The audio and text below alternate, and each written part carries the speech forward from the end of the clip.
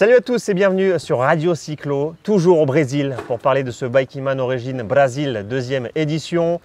Sous la pluie, on reste dans la thématique, n'est-ce pas Bertrand? Salut Cédric, comme d'hab, il pleut.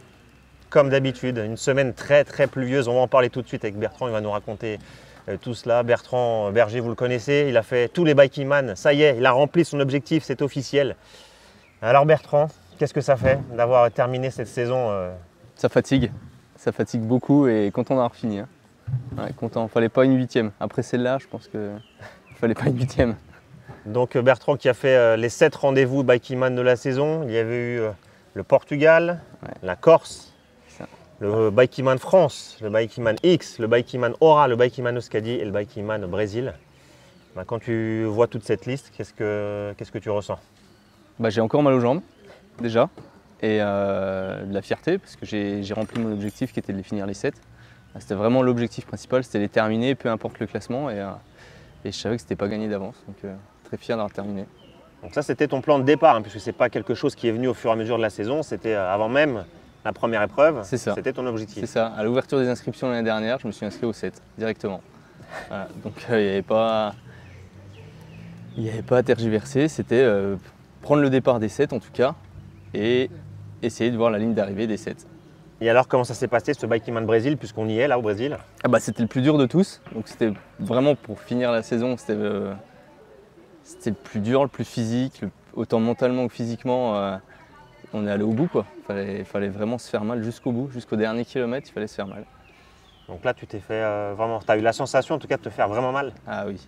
Là, plus vraiment, que sur les autres? Là vraiment, les derniers kilomètres, les 100 derniers kilomètres, c'était les 100 derniers kilomètres de la saison en fait. C'était les plus durs de tous. Et raconte-nous les grandes lignes de cette course, comment ça s'est déroulé pour toi? Ça s'est déroulé qu'on est parti, il faisait à peu près beau. Et au bout d'un kilomètre de course, il a commencé à pleuvoir. Donc ça annonçait direct la couleur pour toute la course pour les 1000 km. Et ça a été très long parce que l'humidité, la pluie, c'est mentalement fatigant. Une fois qu'on est mouillé, c'est compliqué de se sécher et il faut avoir envie de continuer. Une fois qu'on est mouillé, on a froid, il y a tout ce qui va derrière, il y a les échauffements qui arrivent, il y a la peau qui se flétrit. Il y a plein de choses qui sont modifiées à cause de la pluie. Et donc la première journée, ça allait. C'était des portions de gravel assez roulantes. Donc, alors, rappelle que la pluie est intervenue à peu près à la mi-journée de ce premier jour. Il y a plu un petit peu le matin, du coup au premier kilomètre. Après, ça s'est arrêté. Et ça a repris au milieu de matinée, bien la plus grosse pluie, je pense, un peu comme au Portugal. C'était de l'orage avec de la grosse pluie, on ne voyait pas à 2 mètres.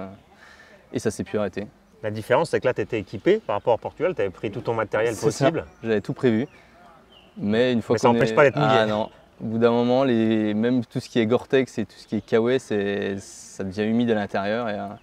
Et là, c'est fini, quoi. Une fois que tout est mouillé, c'est fini. Surtout que l'un des problèmes majeurs qui ont été racontés par tous les participants, c'est que tu ne peux pas faire sécher tes affaires, tout simplement. C'est compliqué, hein. On essaie de trouver dès qu'on se met à l'abri, on essaie de trouver un point chaud pour faire sécher, mais soit on ne s'arrête pas assez longtemps, du coup ça n'a pas le temps de sécher, soit il n'y a rien pour sécher, quoi. En plus le climat ne le permettait pas, il ne dépassait pas 20 degrés. Non, c'est ça. Il n'y a pas de soleil. Les hôtels, j'ai remarqué qu'il n'y avait aucun chauffage. Non. Donc laisser 3-4 heures ses affaires sous même pas 20 degrés avec l'humidité ambiante. Bon. Et c'est encore pire parce que quand on repart, il faut tout enfiler. Et on n'est encore pas sorti de l'hôtel, qu'on a déjà les gouttes qui nous coulent le long des jambes et on a froid. Déjà, on n'a pas passé la porte, on a déjà froid. Donc c'est encore pire presque. Et du coup, donc, il y a eu cette pluie qui a été le challenge majeur.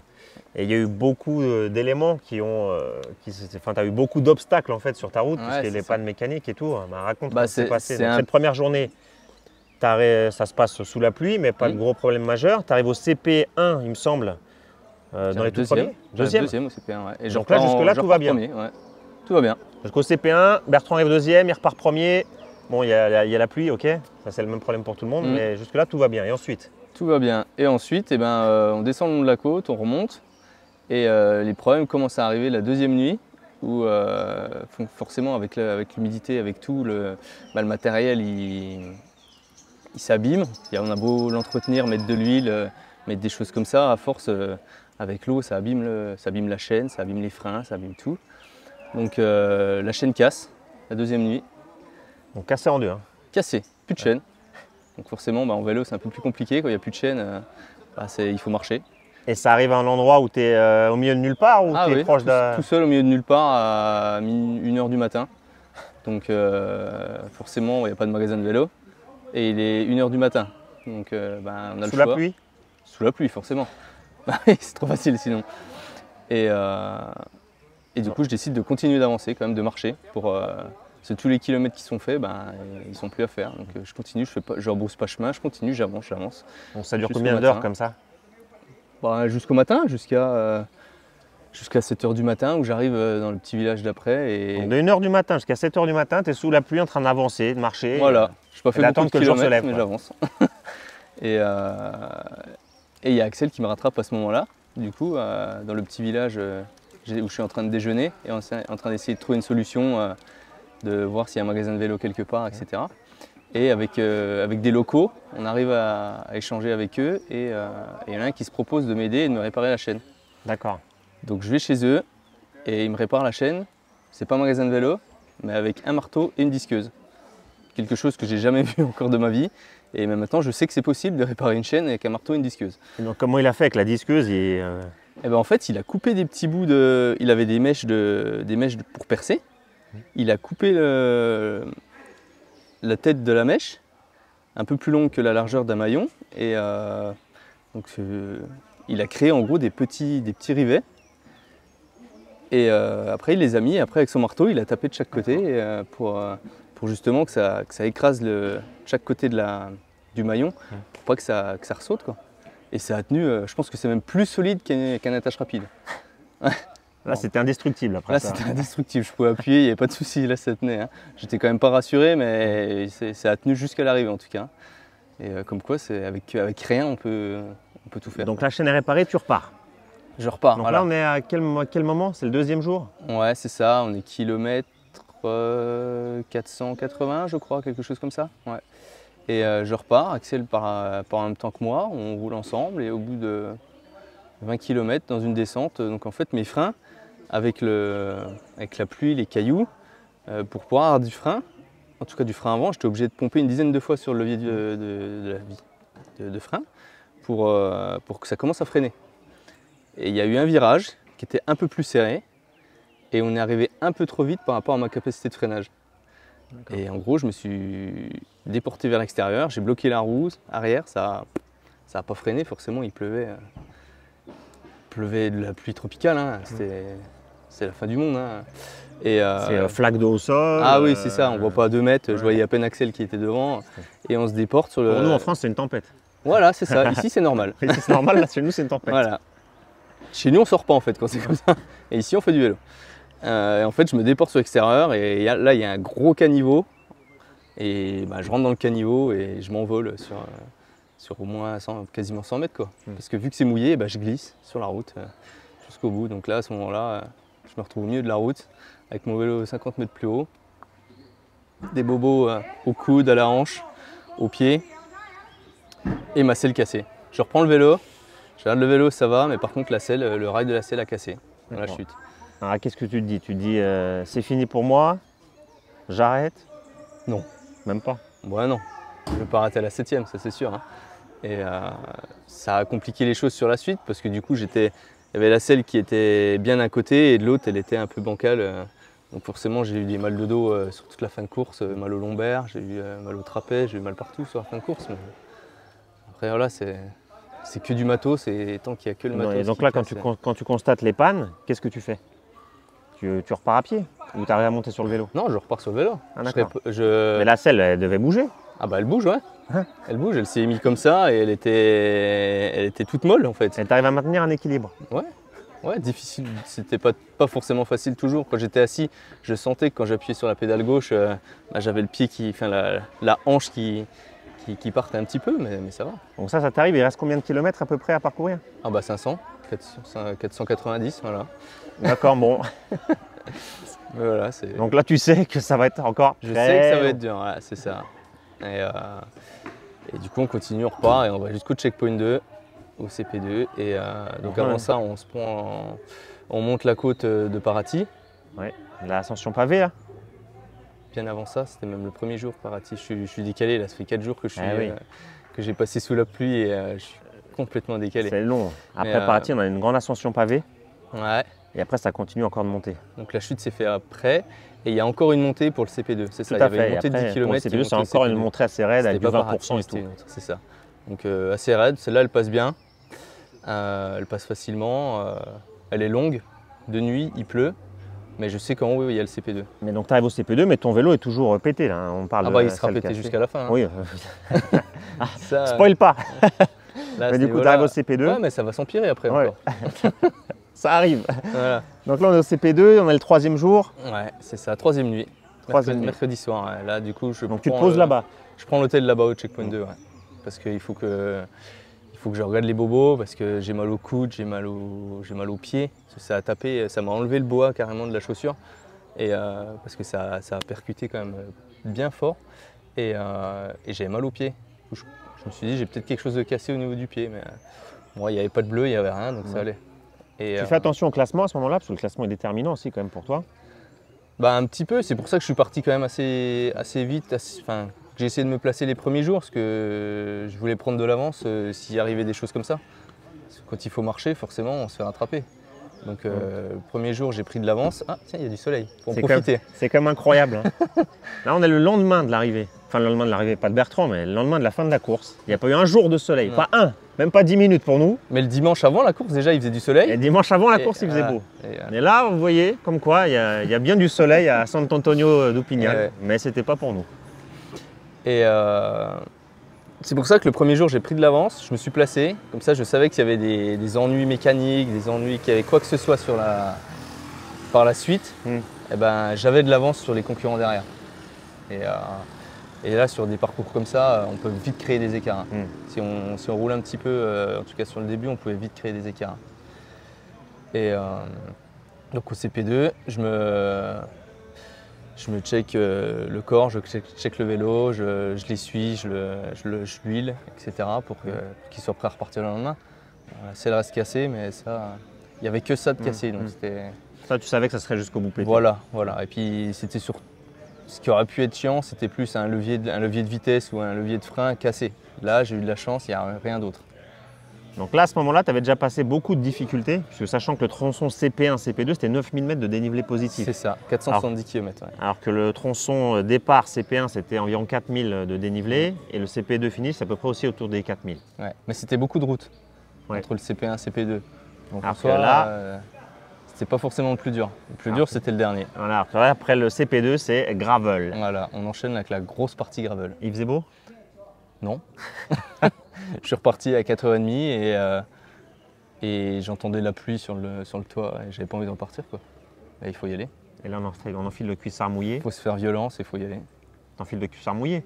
Bah oui. Super sensation. Voilà, le cuissard, les gants, la veste, le kawaii qui est mouillé. Bon, je le mets quand même, hein, mais il protège un peu des gouttes, mais il est mouillé. Donc on s'habille comme on peut, on essaie. J'ai vu que j'étais pas le seul à faire ça. On essaie de mettre des couvertures de survie contre le torse, un peu partout pour garder un minimum de chaleur corporelle, mais on s'adapte comme on peut. Hein.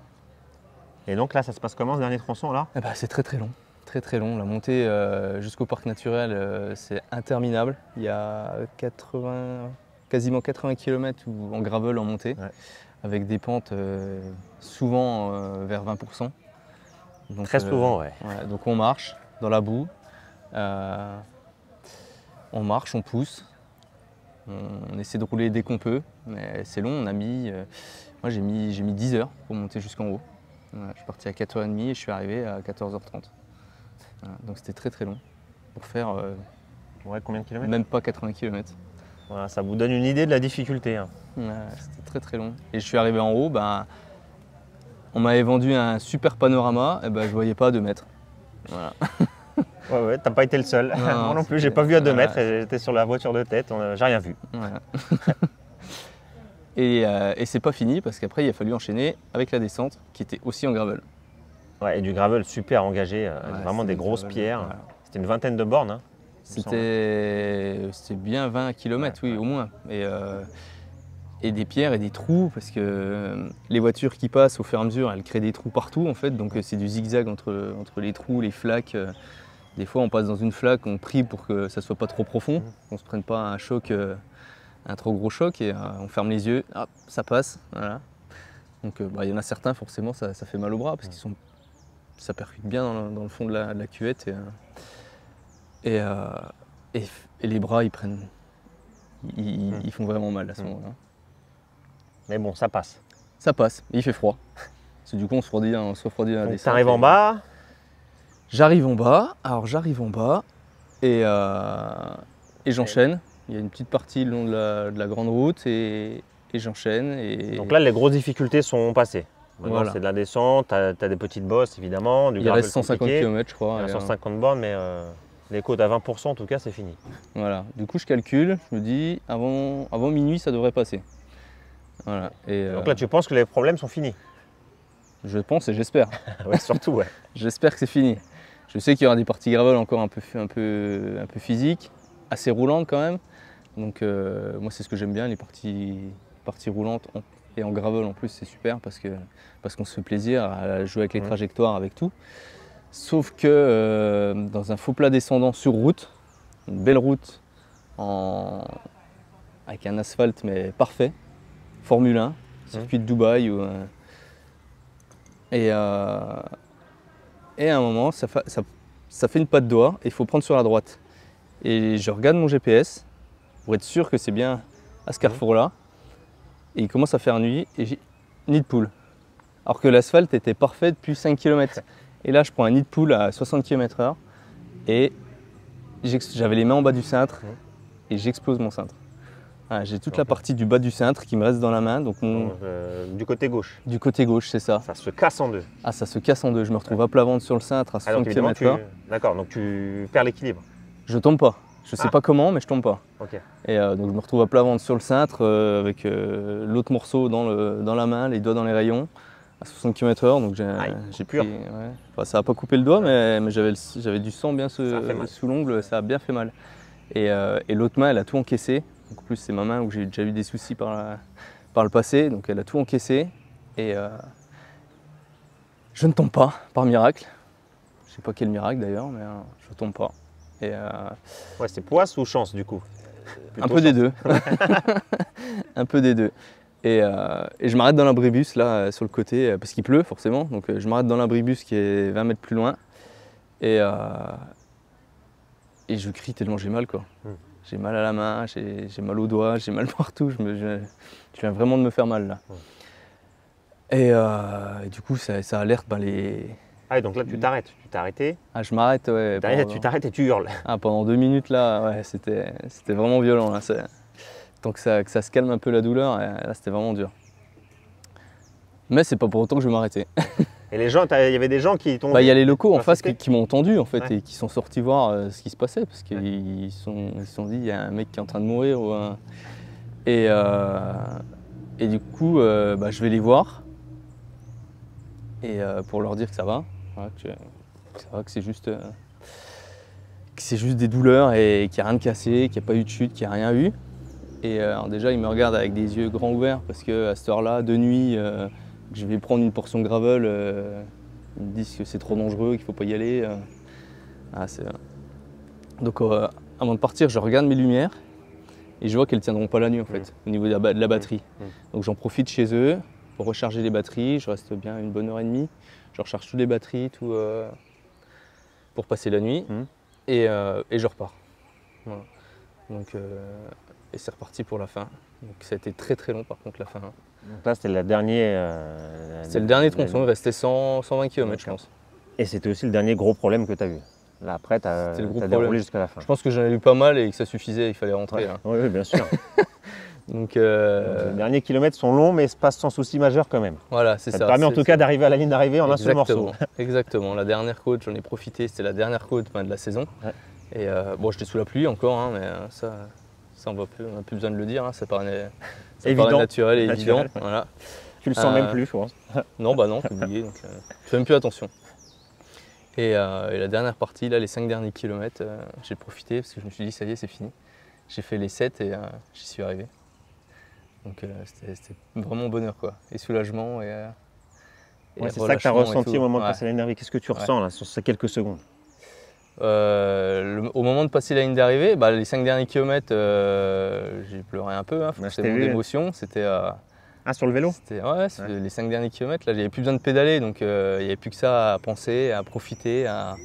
Donc je pense que toute la pression est retombée et c'était tellement difficile, cette dernière manche que même j'en ai vu pleurer là, alors qu'ils ont fait que cette manche-là. Déjà finir cette manche-là, c'est déjà quelque chose d'énorme. Parce que c'est d'une difficulté pas possible, quoi. Par rapport aux autres, on peut presque pas comparer, quoi. Ça n'a rien à voir. Quand tu fais celui-là, tu dis que celui en France c'est facile, c'est ça? Bah oui, parce que là il y a les conditions, il y a le gravel, il y a tout, ça n'a rien à voir, c'est totalement différent. C'est vrai que quand tu passes cette ligne d'arrivée, je t'ai vu pendant. Ça n'a pas duré longtemps, hein. Il cache beaucoup ses émotions, Bertrand, il est très très fort pour ça, hein. J'en ai fait souvent craquer sur les Bakiman, mais Bertrand c'est difficile. Mais je t'ai vu quelques secondes, tu as lâché des larmes en t'arrêtant la ligne d'arrivée. En m'arrêtant, j'ai posé la tête sur le cintre et il me fallait 5-10 secondes là parce que c'était fini. Et c'est quoi? C'est en fait te dire, cette émotion, elle est liée plus à l'accomplissement que tu as fait ou aussi en même temps, ou plutôt autre chose, te dire, le calvaire il est fini. C'était les deux. Calvaire est fini. Et alors le calvaire est fini, je me suis plus dit, on va dire, dans la dernière montée. Ça y est, c'est fini. Je passe le col et c'est fini. Donc là, à ce moment-là, c'était plus le calvaire de cette course, de cette manche est fini dans la dernière montée. Là, sur la ligne d'arrivée, c'était plus, c'est fini. J'ai fait les 7, fin de saison. Et ça y est, je vais pouvoir me reposer et profiter. Et qu'est-ce que ça te fait de te dire, personne n'a jamais fait ce que tu as fait, faire une saison complète comme ça, un championnat complet? Il y a de la fierté, hein, forcément. Déjà, j'étais le seul à le tenter. Voilà. Et ça m'a pris beaucoup de temps, beaucoup d'énergie. Ça m'a vraiment fatigué tout le long de la saison. Puis même mentalement, hein, logistiquement, il faut tout préparer, il faut tout préparer pour la manche suivante. Regardez tout ce qui a été cassé. Par exemple, à Ora, j'ai cassé ma roue libre, donc il a fallu trouver une alternative en 2 semaines pour repartir sur la manche d'après. Enfin, même mentalement, c'est fatigant. Et donc, c'est pas quelque chose de très facile d'enchaîner les 7. Il y en a certaines où il y a 2 semaines entre chaque, hein, donc il faut s'en remettre. Il faut optimiser. J'imagine que tu as un plan pour optimiser ta récupération au maximum. C'est pas juste je rentre, je reprends ma vie normale, quoi. Ah non, du tout. C'était beaucoup de cryothérapie, de pressothérapie. J'ai pas beaucoup roulé entre chaque. J'ai fait un petit peu parce que j'ai essayé de travailler quand même entre chaque. Parce que dans mon magasin, ils m'ont pas beaucoup vu cette année. Ah oui. J'ai essayé d'être là quand même à la fin de l'année, hein, pour compenser. Mais j'ai pas beaucoup roulé parce que je pense pas qu'il y avait forcément besoin. Il fallait surtout récupérer et les muscles, il fallait qu'ils se reposent. Et le corps, parce que le dos, les épaules, j'ai mal au trapèze depuis la Corse, je crois. Donc la Corse, c'était le deuxième. Pas très loin, ouais. C'était le deuxième. Et ça s'est jamais remis parce que dès que ça commence à aller mieux. C'était le deuxième et c'était au mois de juin. Ouais. Et dès que ça va mieux, il y a de nouveau une manche. Donc entre chaque, on arrive à se remettre, mais il y a toujours les bobos des anciennes et ça s'accumule au fur et à mesure. Et évidemment, rien n'est facile, parce qu'on a fini par cette étape du Bakiman Brésil qui était de loin la plus dure de tous, faut le dire. Je suis content que ça soit la dernière quand même. Parce qu'on l'aurait mis en premier, je pense que les suivantes n'auraient peut-être pas été aussi faciles à faire, hein. Quand on voit l'état dans lequel on est en arrivant là, j'ai jamais eu aussi mal, hein. Là, j'ai mal aux jambes comme j'ai pas eu mal sur d'autres. J'ai mal au dos, j'ai mal. Là, celle-là, elle va être longue à récupérer. Et là, on me dit qu'il y a une Bakiman dans 2 semaines. Je suis pas sur mon truc, hein. Tu vas pas là. J'y vais, mais ça sera de la rando, je pense. Hein. Je n'aurai pas aux avant-postes et rien du tout, hein. Ça sera. J'irai parce que la tête ira, mais le physique, je pense que là, à la fin, il commence à vraiment me dire stop, quoi. En parlant en plus de l'adaptation pour les différents Bakiman et surtout pour ce Brésil, c'est que un détail technique, tu as changé de vélo, tu n'as pas pris ton vélo habituel. Non, j'ai pris un vélo de gravel, ouais. Voilà, celui de Nico Fort. De Nico Fort. D'ailleurs, je l'ai gentiment prêté. Et une chaîne. Et... Bon, Nico, si tu regardes ça, désolé pour ton vélo. Ouais. Je te le rendrai en état, promis. Mais du coup, oui, tu as changé de vélo, donc il a fallu faire les adaptations aussi par rapport à ton profil, j'imagine. Ouais, après on fait à peu près la même taille, donc le cadre de base était à ma taille. Donc il a juste fallu que je change le positionnement. J'ai changé un petit peu les cocottes pour être plus à l'aise, forcément dans les parties gravel, parce qu'on descend quand on les met en haut des cocottes, il faut être un peu plus à l'aise. Et par chance, j'avais changé la selle, c'était la mienne. Donc ça, Nico, c'est bon, la tienne elle va bien. La mienne elle est explosée, mais bon, ça sera moi. Et heureusement que c'était un vélo de gravel. Hein. Ouais. De toute façon, on ne peut pas faire autrement là. C'était gravel ou VTT. Hein. Ah ouais. Ah ouais. Si vous venez avec un vélo de route au Brésil, bah déjà vous finissez pas la course. Bah vous faites pas le premier jour déjà. Ouais. et vous le récupérez en morceaux. Hein. Ça, j'avais déjà vu ça lors de la première édition. Et pour comprendre un peu la difficulté du Bikeman Brésil par rapport aux autres, c'est quoi le niveau d'engagement? C'est des pourcentages supérieurs? C'est ce mélange avec les conditions climatiques? Pourquoi pour l'essentiel des gens, ça a été un calvaire? Je pense que c'est vraiment les conditions climatiques. On prend la même course avec du soleil, c'est totalement différent. Okay. Ça restera physique, parce qu'il y a des pourcentages énormes. Que 19 000 de dénivelé positif au total. Ouais, mais il y aura plus de passages sur le vélo. Voilà. Ça sera moins technique, il y aura moins de choses, moins glissant, etc. Mais physiquement, ça restera très dur. Mais je pense que là, c'est vraiment sur le mental. Hein. Les conditions climatiques, elles sont vraiment dingues. Donc c'est le facteur météo qu'on ne maîtrise pas qui a rendu cette course épique. C'est ça. C'est ça. Voilà, mais bon, après, Brésil, en plein hiver, il y a de grandes chances qu'il pleuve. Hein, donc... Effectivement. Oh là là, maintenant il y a du vent. Vous voyez, voilà. on a eu la condensée météo en quelques jours. Mais oui, parce qu'effectivement, on peut, par exemple, on a parlé de la faire à un autre moment de la saison. Mais ici, on est dans une région où il fait froid. C'est-à-dire que l'hiver, c'est comme on peut retrouver souvent en France, c'est du 0 degré.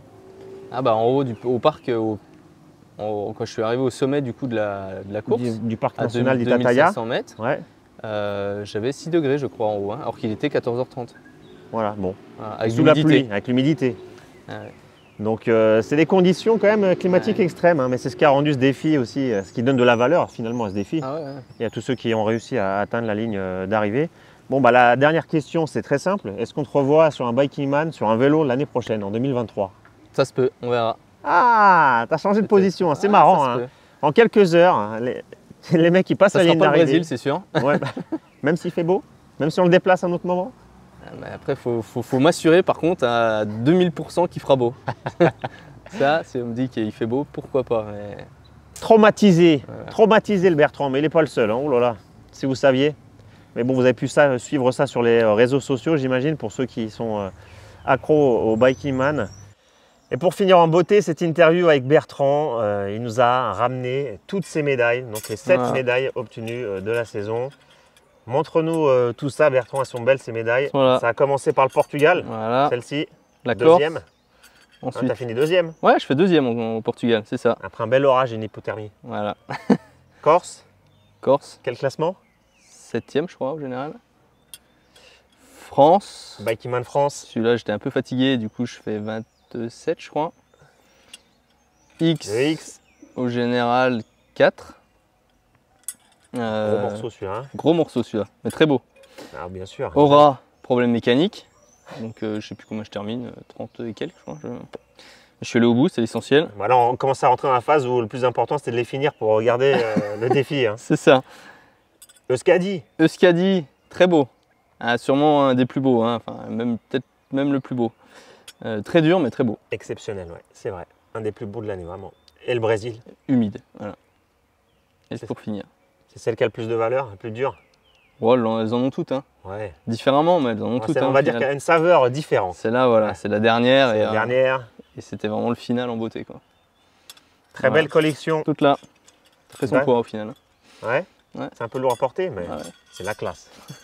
Très belle collection que Bertrand remet en jeu en 2023. Osez suivre ses pas. Ça ne sera pas facile, mais il a laissé tous les trésors sur place. Allez les chercher à votre tour. C'est ça? C'est ça. Allez, merci de nous avoir suivis sur Radio Cyclo et restez connectés avec nous. Faites vivre la chaîne, car on va continuer de vous faire rêver avec l'ultra distance et Bertrand Berger. Salut Bertrand. Salut Cédric. Ciao, ciao.